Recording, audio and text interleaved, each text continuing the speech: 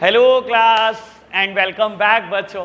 लो प्यारे बच्चों, अभी बात स्टार्ट करेंगे। आज का लेक्चर एक नया चैप्टर स्टार्ट करने से पहले एक एक्स्ट्रा बात अभी बोलते बोलते दिमाग में आई एक बात, खैर सोचा आपको बता दूं। बेटा पुराने ज़माने में जब शुरुआत में क्रेडिट कार्ड और डेबिट कार्ड नए नए चले ना, तो कंपनियों ने बड़ी गलतियां की। और गलतियां आप मानोगे कभी आपने नोटिस नहीं की होगी, ऐसी चीज़ आज नोटिस करना। अगर किसी ने हाल ही में कभी अकाउंट खुलवाया हो और डेबिट कार्ड या क्रेडिट कार्ड के लिए अप्लाई किया हो, पता है क्या होता है बेटा?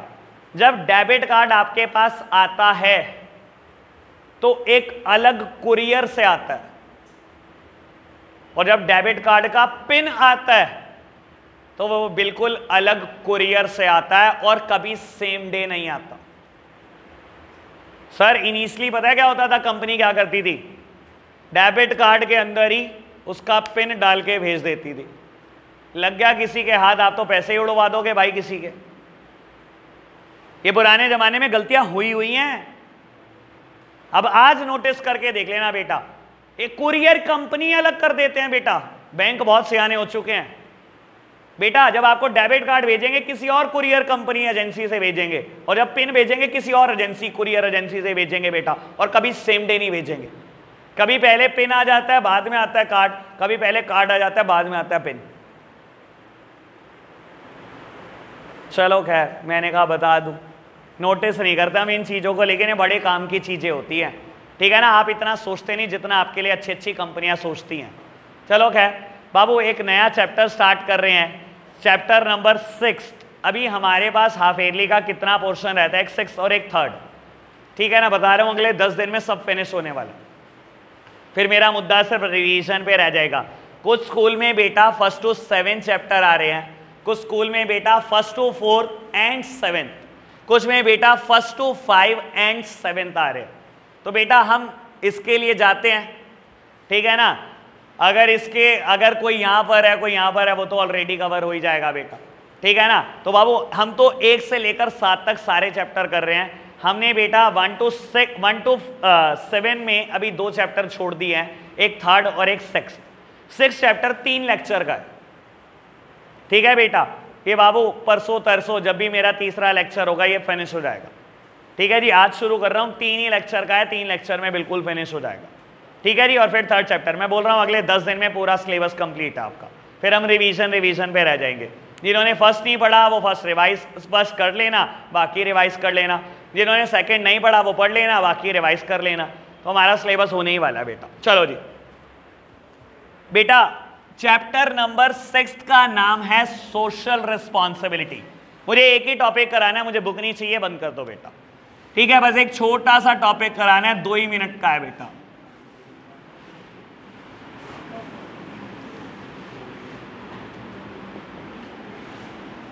लो बाबू सामने देखना मेरी तरफ। पहले इसका मतलब जान लेते हैं। चैप्टर का नाम है सोशल रिस्पॉन्सिबिलिटी।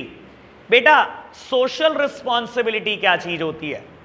जब एक बिजनेस प्रॉफिट मोटिव को साइड रखकर सोसाइटी के भले के लिए कोई चीज सोचने लगता है ना बेटा, तो उसको हम सोशल रिस्पॉन्सिबिलिटी बोलते हैं, ठीक है ना बेटा। जैसे कि प्लांटेशन ऑफ ट्री, इसमें आपका कोई प्रॉफिट मोटिव नहीं है बेटा, लेकिन आप सोसाइटी का भला सोच रहे हो। Say no to plastic bag, plastic बंद करा रहे हो, जैसे कि डोमिनोज, ठीक है ना। प्लास्टिक बैग तो नहीं देता ना भाई, पेपर बैग देता है ना। और बेटा अच्छी कंपनियां सोच रही हैं, सोसाइटी का भला सोच रही हैं, ठीक है ना बाबू। जब भी आप प्रॉफिट मोटिव को साइड रख दोगे और सोसाइटी के लिए कुछ भी करोगे, हर वो चीज सोशल रिस्पॉन्सिबिलिटी है।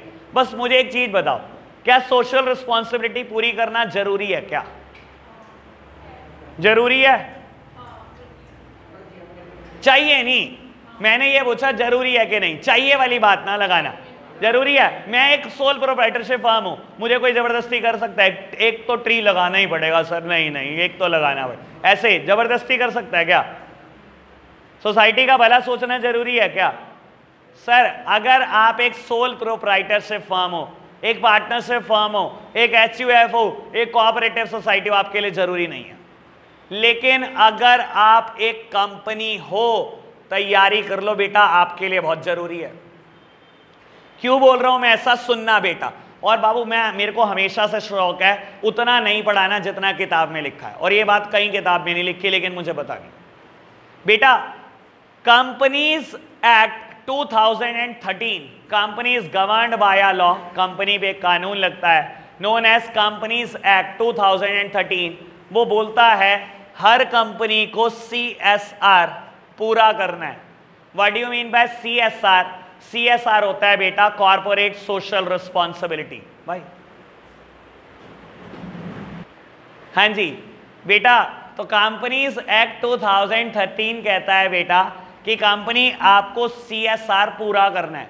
CSR मतलब कॉर्पोरेट सोशल रिस्पॉन्सिबिलिटी, और कभी मैं इसको CSR नहीं बोलता, इसको मैं तरीके से बोलता हूं CSR at the rate 2%। CSR at the rate 2% मतलब बेटा corporate social responsibility at the rate 2%।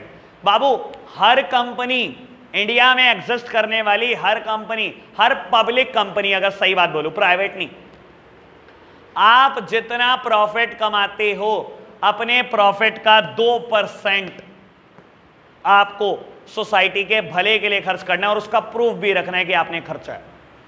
यानी कि अगर आप इंडिया की एक ठीक ठाक कंपनी हो और आपका प्रॉफिट 10,000 करोड़ का हो तो 2% यानी कि 200 करोड़, क्या 200 करोड़ सोसाइटी के भले के लिए खर्च करना पड़ेगा, और प्रूफ भी रखना पड़ेगा। कुछ करो। आपको लगता है बेटा किसी गांव में टॉयलेट्स बनवाने हैं, बनवा दो। आपको लगता है कोई गांव में बेटा कच्ची सड़क है पक्की करानी है, बनवाओ। आपको लगता है बेटा वाटर ATMs लगवाने हैं, लगवाओ। आपको लगता है बेटा कहीं पर कोई और रेलवे स्टेशन पे कोई सुधार कराना, कराओ, लेकिन खर्चो, और खर्चना ही पड़ेगा। आपको बता देता हूं बेटा इंडिया में most of the bank company है, आपने नाम नहीं पढ़े कभी इनके पूरे, लेकिन पढ़ लेना। It is not PNB, it is PNB Limited, Punjab National Bank Limited. It is not ICICI Bank Limited, HDFC Bank Limited, State Bank of India Limited, Bank of Baroda Limited, Indian Overseas Bank Limited, जिसका मर्जी नाम पढ़ लेना। 99% of the banks are companies. तो क्या बेटा इनको भी पूरी करनी होती है? 100%। अपने प्रॉफिट का 2% हिस्सा ये भी बेटा सोसाइटी के भले के लिए खर्च करते हैं। और आपको बता देता हूं बेटा सरस्वती विद्या मंदिर, सरस्वती विहार वाला जो ग्रुप है, इन्होंने बेटा आज से 6 साल पहले एक इंस्टीट्यूशन खोला धोबी घाट पर सिम्ट के नाम से, Saraswati institute of management and technology. शायद पता हो, आपने नाम सुना हो। उस साल नया CSR का कंसेप्ट आया था, और पंजाब नेशनल बैंक की सारी ब्रांचेस अपनी CSR पूरी नहीं करती। PNB एक बैंक है इंडिया में, अगर इसकी 300 ब्रांच है, 300 ब्रांच अपना अपना प्रॉफिट दिखाती हैं बेटा, एक बैंक रिस्पॉन्सिबिलिटी फुलफिल करता है, हेड ऑफिस। अगर मैं बोलूं पूरे इंडिया में उस साल जितनी ब्रांचेस हैं उनका प्रॉफिट 100 करोड़ रहा हो, तो बेटा उनको 2 करोड़ खर्च करना था सोसाइटी के भले के लिए। सहारनपुर की एक PNB ब्रांच ने रिक्वेस्ट डाली कि ये नया इंस्टीट्यूट बन रहा है, इनको हम कंप्यूटर गिफ्ट करते हैं, और PNB हेड ऑफिस ने अप्रूव किया था। सिम्ट में 100 नए PC डोनेट करे थे PNB ने, 100 नए कंप्यूटर, 30,000 का एक रहा हो तो 30 लाख रुपए दिए थे बेटा। समझ आया CSR क्या चीज है? Corporate social responsibility at the rate 2%। बेटा if you are a sole proprietorship firm or a partnership firm or a HUF or a cooperative society, आपके लिए सोशल रिस्पॉन्सिबिलिटी कोई जरूरी चीज नहीं है, लेकिन if you are a company, आपके लिए आज की तारीख में जबरदस्ती है, करना ही पड़ेगा सोसाइटी का भला, कैसे भी करो। ओके बात, बढ़े आगे। बेटा एक टॉपिक आता है और आपको बता देता हूं, ये चैप्टर 11 नंबर का आता है, और मैं बता रहा हूं टॉपिक ये फिक्स है, 2 ही टॉपिक आते हैं, 6 का एक 5 का। 6 वाला टॉपिक पहले कराऊंगा, 5 वाला कराऊंगा बेटा 2 दिन रुककर, बीच में अनइम्पॉर्टेंट टॉपिक करेंगे एक दिन, ठीक है ना। लेकिन फिलहाल आप अपना फोकस बरकरार रखो। ये तो बता रहा हूं बेटा जो मैं आज टॉपिक कराने जा रहा हूं 6 नंबर का जरूर आएगा, ठीक है जी। चलो बेटा टॉपिक आता है social responsibility towards different stakeholders. मैं लिख देता हूं social responsibility towards various stakeholders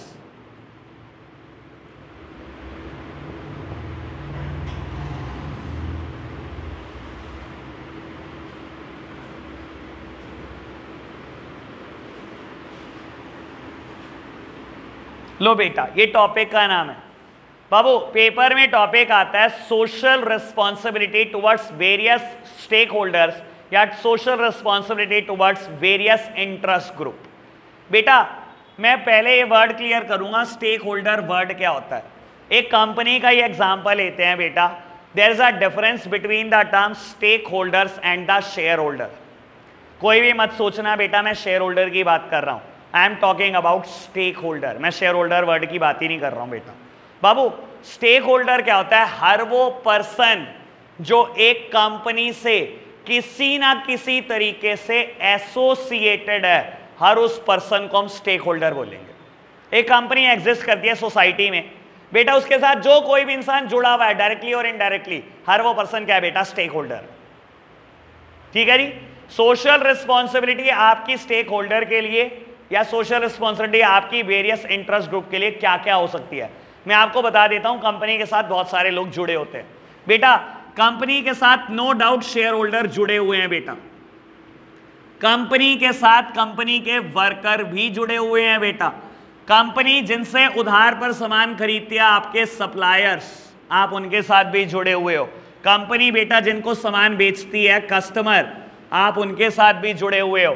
company बेटा गवर्नमेंट के साथ भी जुड़ी हुई है, रेगुलरली टैक्सेस पे करती है। और कंपनी बेटा कम्युनिटी या सोसाइटी के साथ भी जुड़ी हुई है बेटा। ये हैं सारे स्टेक होल्डर जो कंपनी के साथ किसी ना किसी तरीके से एसोसिएटेड है। और आपको क्या करना है? एक कंपनी की सोशल जिम्मेदारी, सोशल रिस्पॉन्सिबिलिटी लिखनी है इन 6 के 6 के लिए। पेपर में 6 मार्क का क्वेश्चन आता है। शेयर होल्डर के लिए आप अपनी 3 रिस्पॉन्सिबिलिटी जरूर लिखोगे, ऐसे ही वर्कर के लिए 3, सप्लायर, कस्टमर, गवर्नमेंट और कम्युनिटी के लिए 3-3। जब ये 18 पॉइंट लिख दोगे तब जाकर आपको 6 नंबर मिलेंगे। अरे बड़े टुच्चे हैं, तो बहुत टुच्चे, निहायती टुच्चे, इससे आसान तो टॉपिक ही नहीं हो सकता कोई पूरी बुक में। हाँ ऐसे ही तो क्या हुआ, बहुत सिंपल बात है। इसको लिखने में 18 सेकंड भी नहीं लगते। मैं तो दुआ करता हूँ ये पेपर में आए भाई। और जब ये पेपर में आए तो क्या, आज तो पेपर छोड़ ही देना, खड़े हो जाना, कहना आज तो भाई गुरुद्वारे जाना है मत्था टेकने। ये कैसे आ गया 6 नंबर में? ठीक है ना बेटा, ये इतना आसान है।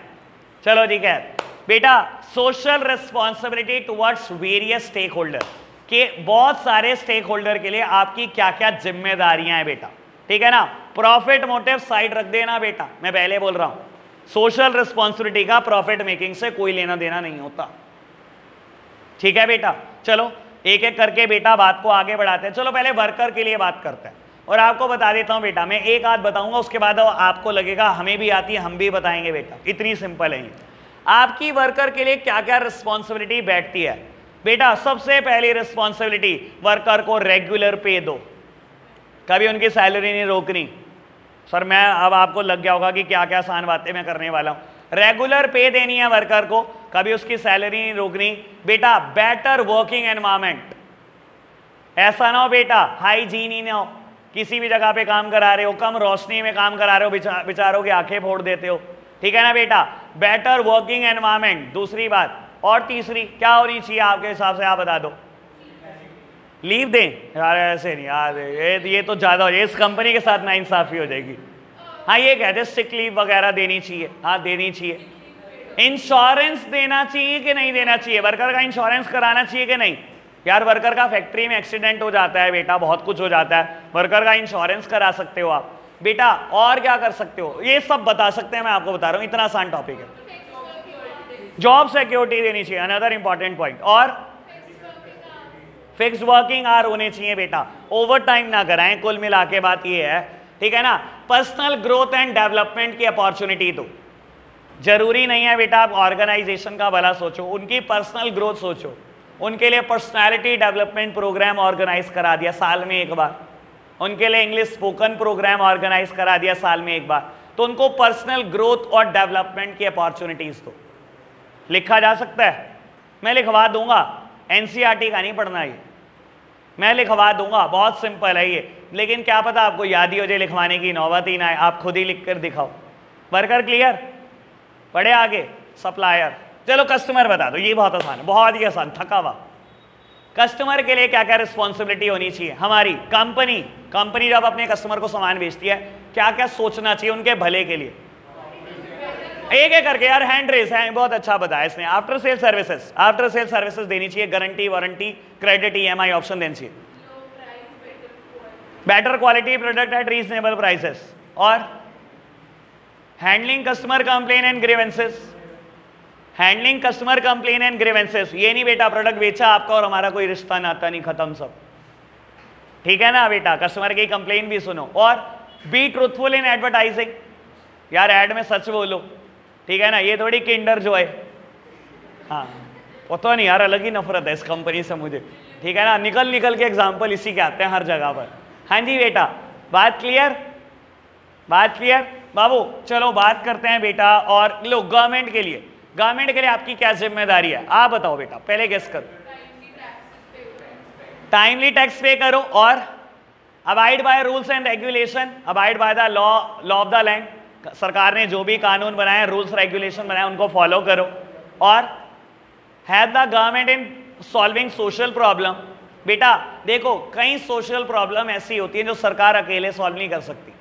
आप देखते हो बेटा, इंडिया में हर साल किसी ना किसी जगह नेचुरल कैलामिटी आ जाती है, ठीक है ना बेटा, कभी उत्तराखंड में बाढ़ आ गई, कभी केरला में बाढ़ आ गई, करोड़ों रुपए अरबों रुपए लग जाते हैं बेटा सरकार के एक बार में। तो बेटा सरकार की सोशल प्रॉब्लम सॉल्व करने में हेल्प कर सकते हो आप, सिंपल, टैक्सेस टाइम पर पे करो, सारे rules regulation law of the land पूरा करो, फॉलो करो बेटा, सरकार की सोशल प्रॉब्लम सॉल्व करने में हेल्प करो। कम्युनिटी के लिए ये तो गिनती नहीं है भाई, मैं कितनी बातें बता सकता हूं कम्युनिटी के लिए। Say no to plastic bag, plantation of tree, national integration, यानी हिंदू मुसलमान सोसाइटी के लिए ये आपका फर्ज नहीं है बेटा कि लड़ते रहो, ठीक है ना। National integration, employment opportunity generate करना बेटा, पॉल्यूशन कंट्रोल करना, पॉल्यूशन कंट्रोल इक्विपमेंट इंस्टॉल करना, मतलब गिनती नहीं है भाई। सोसाइटी के लिए तो हमारी जिम्मेदारियां भाई, कोई तीन जो आपकी पसंद की हो बेटा चिपका दे, ठीक है जी। अभी तक बताओ कोई दिक्कत तो नहीं? मैंने 4 बातें बोल दी शायद। वर्कर के लिए हमने बात कर ली, कस्टमर, गवर्नमेंट और कम्युनिटी। चलो जी, सप्लायर के लिए हमारी जिम्मेदारियां बेटा, रेगुलरली पे करते रहे सप्लायर को, सप्लायर के भी पैसे कभी नहीं रोकने। और अब यहां फंसोगे तभी तो बाबू लेट कर आया ये। आप बताओ जी सप्लायर, भी बता यार बोटा, तू पार्थ को अकेले ना बता, कान में बातें यहीं बता दे। कन्फर्म क्या कर रहा? पार्थ भी पहली बार 11th कर रहा, दूसरी बार थोड़ी कर रहा। क्रेडिट परचेज ना यार, ये कोई सोशल रिस्पॉन्सिबिलिटी नहीं है आपकी। हर बिजनेस में उधार चलता है बेटा, it is a normal business practice, ठीक है ना। बस ये कह सकता हूं मैं, रेगुलर पे करना, पैसे थोड़ी मारना, लेकिन क्रेडिट परचेज होती हैं, it is a normal practice, ये कोई सोशल जिम्मेदारी नहीं है हमारी बेटा। काम है भाई, सप्लायर,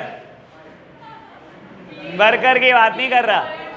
सप्लायर क्या होते हैं भाई? जिससे मैं सामान खरीदता हूं बेटा, तो सैलरी का तो मुद्दा नहीं आया ना। लेकिन सुनो बेटा, एक तो रेगुलरली पे करो सप्लायर को, उनका पैसा मत रोको। दूसरी बात बेटा, कुछ ऑर्डर जरूर प्लेस करो एसएसआई को। इंडिया की स्मॉल स्केल इंडस्ट्री बेटा तबाह हो चुकी है due to the mall culture, due to the e commerce culture. बेटा उनको बचाओ, अपने ऑर्डर्स का कम से कम 5%, 2% तो स्मॉल स्केल इंडस्ट्री को ऑर्डर प्लेस करो, ताकि वो जिंदा रहें, वो ना मर जाएं बेटा, छोटे छोटे दुकानदार। तो बेटा कुछ ऑर्डर प्लेस करो एसएसआई को। और बेटा हमेशा, तीसरी बात, हमेशा अपने सप्लायर को गाइड करो कि बेटर क्वालिटी प्रोडक्ट दे, चाहे वो कितना अच्छी क्वालिटी का बनाता हो, आप उसे हमेशा गाइड करते रहो कि अपने प्रोडक्ट की क्वालिटी और इंप्रूव करो, क्योंकि ऐसा करके कहीं ना कहीं आप सोसाइटी का भला सोच रहे हो, ठीक है ना सर?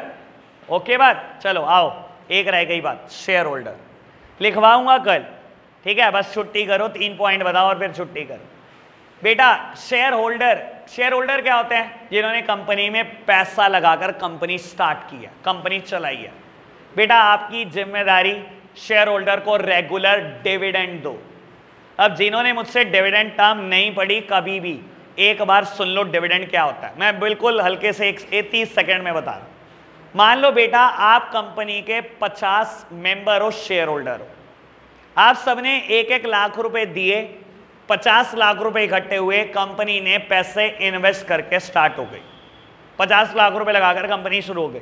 कंपनी ने आपके 50 लाख रुपए से 1 लाख रुपए पहले साल में अर्न कर लिए।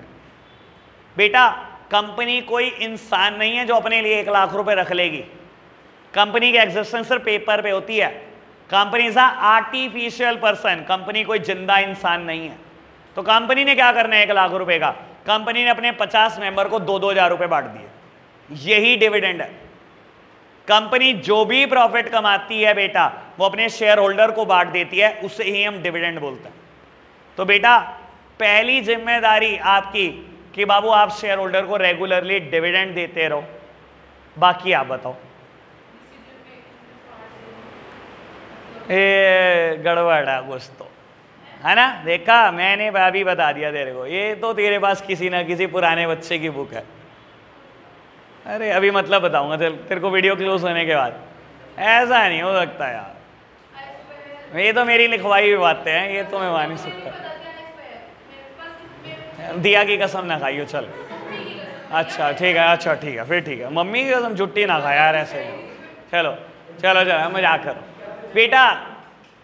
रेगुलरली यार शिवी तू मत किया, अगर तेरी बात का बुरा लगेगा मेरी बात का नहीं लगेगा।